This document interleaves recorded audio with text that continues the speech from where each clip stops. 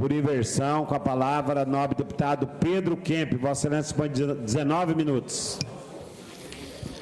Senhor presidente, senhores deputados, eu preciso ocupar a tribuna nesta sessão para dizer justamente que, diante de uma tragédia como esta que está acontecendo agora no Rio Grande do Sul, não pode existir diferenças políticas, ideológicas, partidárias, não deve existir, inclusive, discursos religiosos tentando buscar uma justificativa para um desastre da natureza que foi provocado pela não ação do homem no sentido de prevenir situações como essa em decorrência das mudanças climáticas. Eu, por exemplo, ontem vi um discurso de um padre católico dizendo que o Rio Grande do Sul precisa deixar as bruxarias de lado. Isso é absurdo, falar esse tipo de coisa. Também, como disse a deputada Lia, vereador falando, inclusive cometendo homofobia, do governador do Rio Grande do Sul. Essas situações não contribuem com absolutamente nada para aliviar o desespero das famílias, principalmente aquelas mais pobres, que são as mais atingidas pelas enchentes. Esse tipo de comportamento não contribui em absolutamente nada para aliviar o sofrimento daquele povo. Quando a gente vê o número de desabrigados, é assustador. O número de famílias que perderam as suas casas, que perderam tudo que tinham, é realmente desesperador. Na semana passada foi divulgado a quantidade de fake news que estavam sendo espalhadas nas redes sociais e algumas contas sendo divulgadas para as pessoas depositarem uma ajuda financeira, fazerem um Pix. Na verdade, pessoas se aproveitando daquela situação para encher o bolso de dinheiro, em cima da tragédia, da dor e do sofrimento das pessoas no Rio Grande do Sul. Algumas dessas contas foram identificadas, foram bloqueadas, e vários fake news foram retirados das redes sociais, como, por exemplo, alguns que diziam que o governo federal estava bloqueando a passagem, não deixando passar carretas de medicamentos, de ajuda com roupas e alimentos para o povo desabrigado.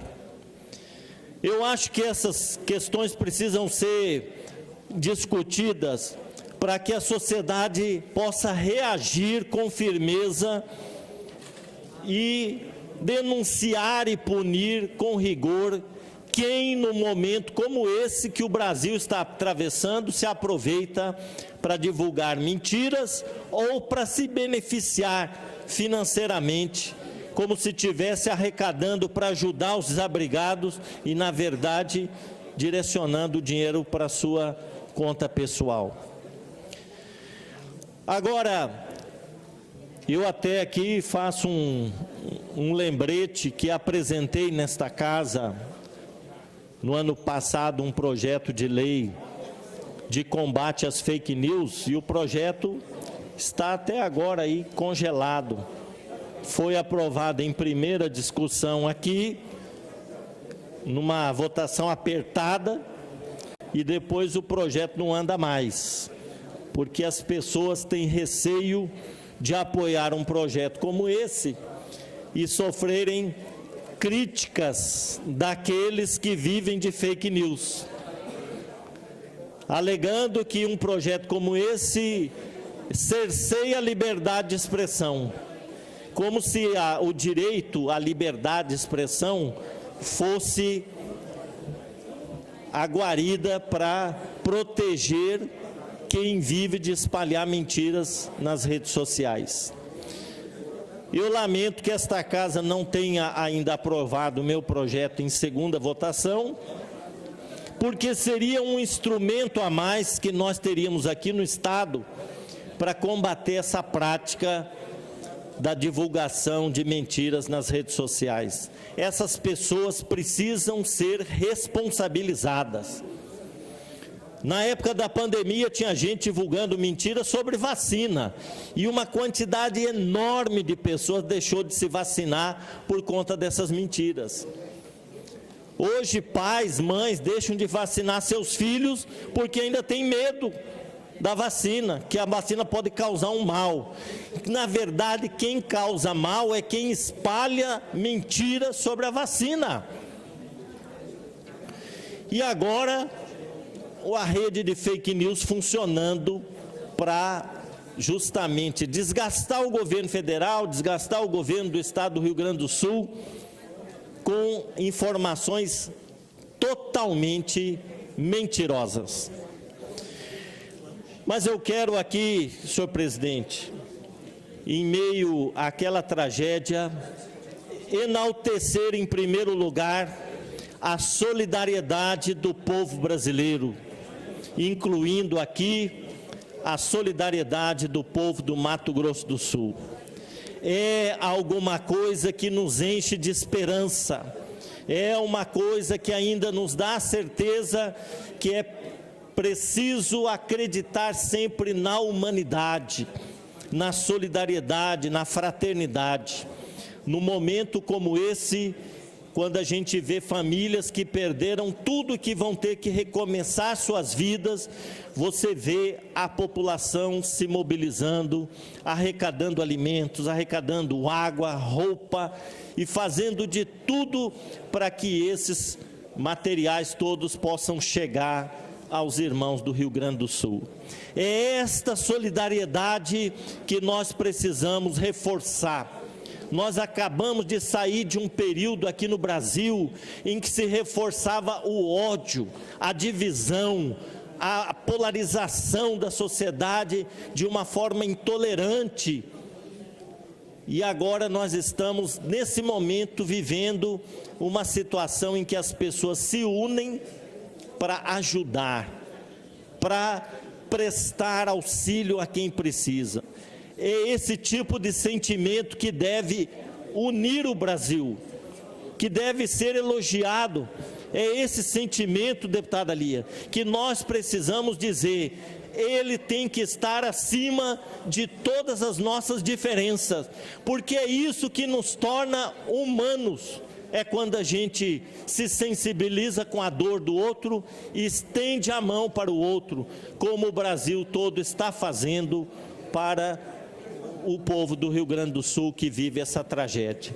Então, em primeiro lugar, eu quero elogiar essa rede que se formou no Brasil de ajuda ao povo do Rio Grande do Sul, e aqui em Campo Grande existem vários pontos de coleta de materiais, de remédios, de calçados, de água. Eu passei semana passada na frente do CTG aqui em Campo Grande, fiquei impressionado, com a quantidade de materiais, as pessoas descendo do carro, entregando, e várias carretas de várias empresas sendo ali colocadas à disposição para transportar esse material para o Rio Grande do Sul. Então, nós precisamos nos reconhecer como irmãos brasileiros uns dos outros, acima das nossas diferenças, e demonstrar que é nessa hora que a gente é patriota. É nesta hora, não é naquela hora que você veste uma camisa verde e amarelo para dizer eu sou patriota, é agora. Para ajudar quem não tem nem camisa para vestir, quem não tem comida para comer, quem não tem água para beber. É esse patriotismo que nós temos que reforçar nesse momento. Eu concedo uma parte a Vossa Excelência. Uma parte, deputado, eu iria até fazer hoje o grande expediente, mas eu creio que não vai ser mais necessário. O senhor já colocou aqui alguns pontos que eu ia debater também, mas eu creio que, além da questão da fake news, o estrago que as notícias falsas, o estrago que isso causa, né? A gente tem que falar também da impunidade. Da impunidade, infelizmente, que ainda impera no nosso país. Os discursos de ódio, os crimes de homofobia. Na semana passada, nós tivemos aí o Dia Internacional de Combate à Homofobia, e eu fui buscar alguns dados que chamam a atenção, e a gente não tem que falar que é patriota, que é de esquerda. Não existe bandeira partidária. Não é possível que alguém que se diz cristão, por exemplo, ela apedreje outra pessoa por ela não ser hétero, por ela ser um homossexual. Eu fui em busca de dados que chamam muita atenção. A cada 34 horas, uma pessoa que não é hétero é assassinada no Brasil. E essa tragédia do Rio Grande do Sul, deputado Márcio Fernandes, trouxe os dois lados dos seres humanos, os dois lados dos brasileiros. O brasileiro que é solidário, aquele que tem compaixão, e o brasileiro que fomenta o ódio, o preconceito, o racismo. Quando a gente vê a fala de um vereador, por exemplo, que fala que o governador do estado do Rio Grande do Sul, que se assume como homossexual, está só preocupado com o primeiro dano do que com a população que está sofrendo, nós temos um crime aí. Aliás, ao meu ver, nessa fala nós temos 3 crimes: homofobia, calúnia e difamação. E como que nós vamos atacar esse tipo de prática, presidente? Quando o Brasil realmente fazer valer as penalidades. Porque enquanto essas pessoas se sentirem impunes, que tudo que elas falam não vai dar em nada, que aí o país é conhecido como o país o quê? Tudo que você fala, tudo que você propaga, isso não vai dar em nada mesmo. A internet é terra de ninguém. E quando você ouve isso de uma pessoa que é um representante, um parlamentar assim como nós, isso de alguma forma fomenta um discurso que ele é replicado. E isso é o mais grave.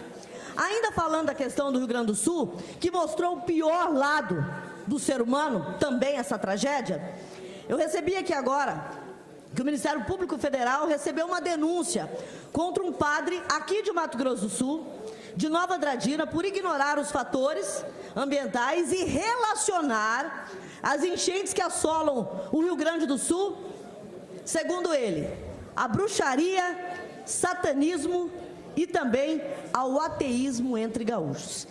Então, o que eu vejo é, enquanto o Brasil não fazer valer penas severas, porque os crimes já têm penalidades previstas, mas enquanto isso não for tratado de uma forma séria, e quem ataca um homossexual, quem relaciona uma tragédia como essa, cometendo um crime, dizendo que isso é questão religiosa, enquanto essas pessoas não forem penalizadas, infelizmente, nós ainda vamos nos deparar com essa situação desumana e inaceitável. Obrigado, parabéns pelas palavras, deputado. Obrigado, incorporo a parte de Vossa Excelência ao meu pronunciamento e também vi esta fala desse padre de Nova Andradina. É revoltante uma fala dessa, sabe? Uma pessoa passa tantos anos na faculdade, no seminário, e depois se ordena padre, sai falando besteira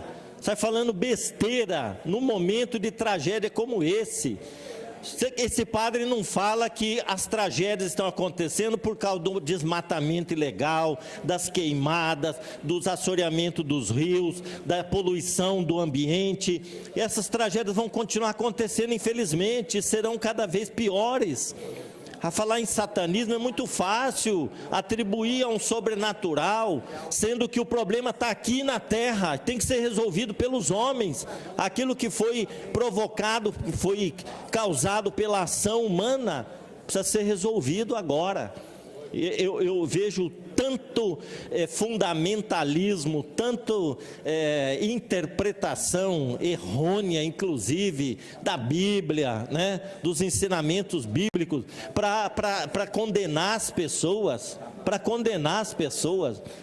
O que a gente lê nos evangelhos é só misericórdia, compaixão, amor, perdão, é isso que a gente lê lá.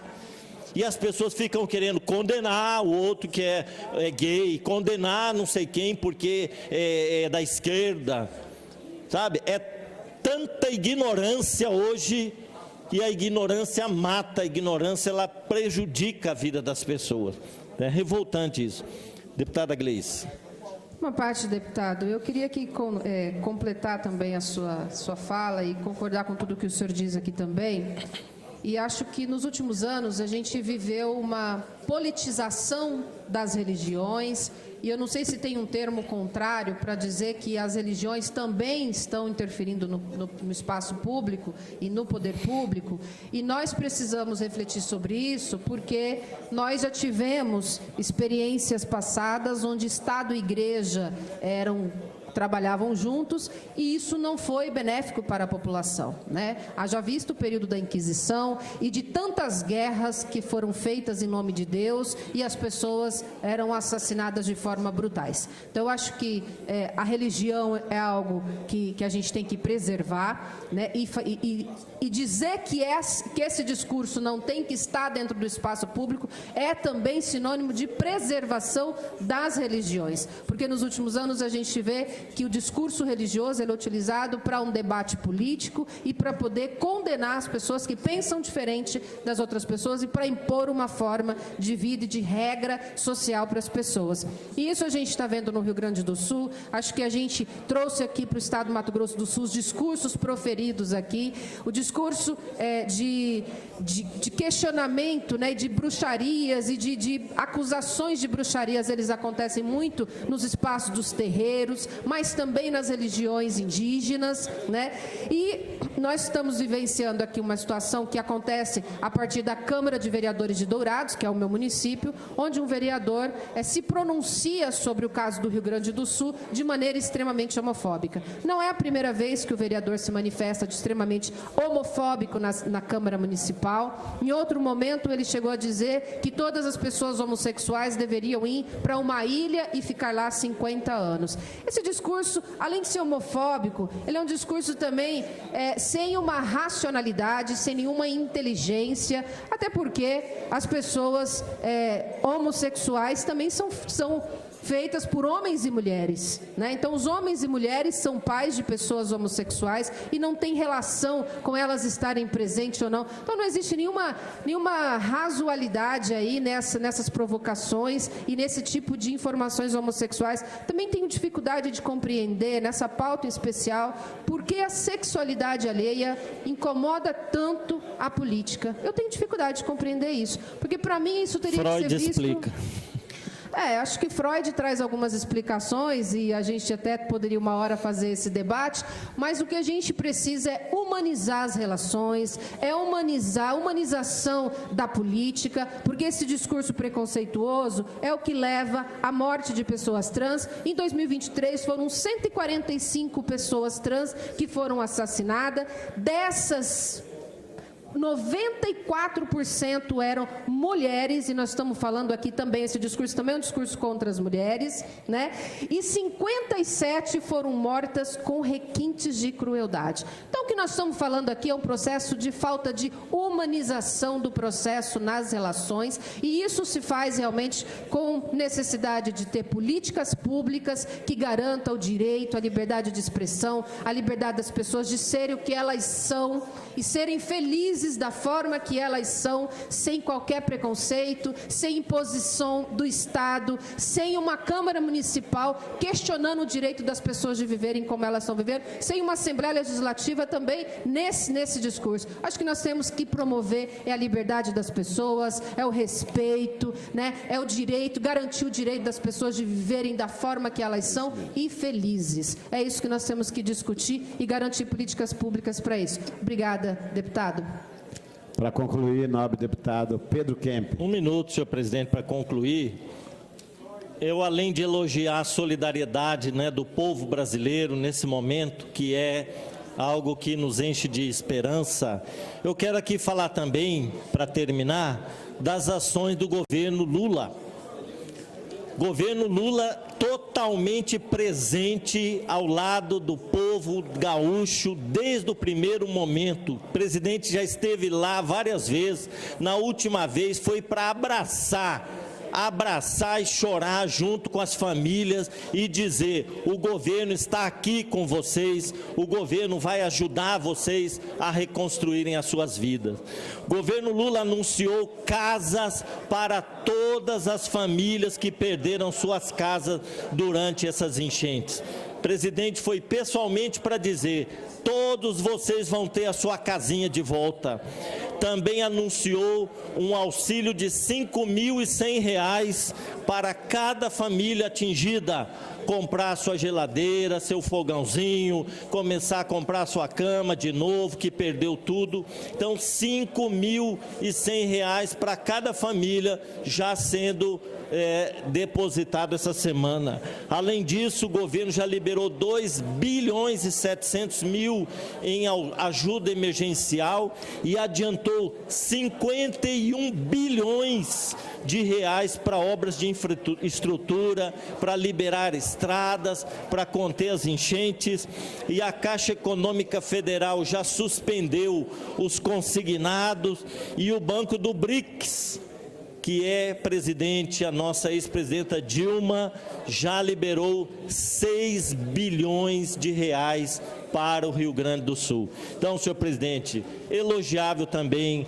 a atitude do governo federal, presidente Lula presente, ajudando com medidas concretas para auxiliar as famílias, vai construir casa, vai reconstruir cidades e vai atender às necessidades dos comerciantes, dos industriais também, que tiveram prejuízo na produção, e vai atender principalmente aquele pobre que é o mais atingido pelas enchentes e que está hoje em situação de calamidade. Não cabe mais uma parte aí? Não cabe. Está esgotado o tempo. Eu só queria registrar, deputado, para complementar a sua fala. Na semana passada, nós fizemos um elogio não só ao governo federal, mas pelo Sistema Nacional de Assistência Social, os servidores lá dos municípios que trabalham na assistência social, que trabalham no postinho de saúde, que trabalham na defesa civil, os policiais militares, os guardas militares, os guardas municipais, estaduais, todos que trabalham em prefeitura, pessoal de igreja, pessoal de organização não governamental, todos que de uma forma ou de outra contribuíram. Não é momento da gente separar, é momento da gente valorizar a humanidade e todos trabalharmos para diminuir a angústia do povo do Rio Grande do Sul. Pela ordem, deputado.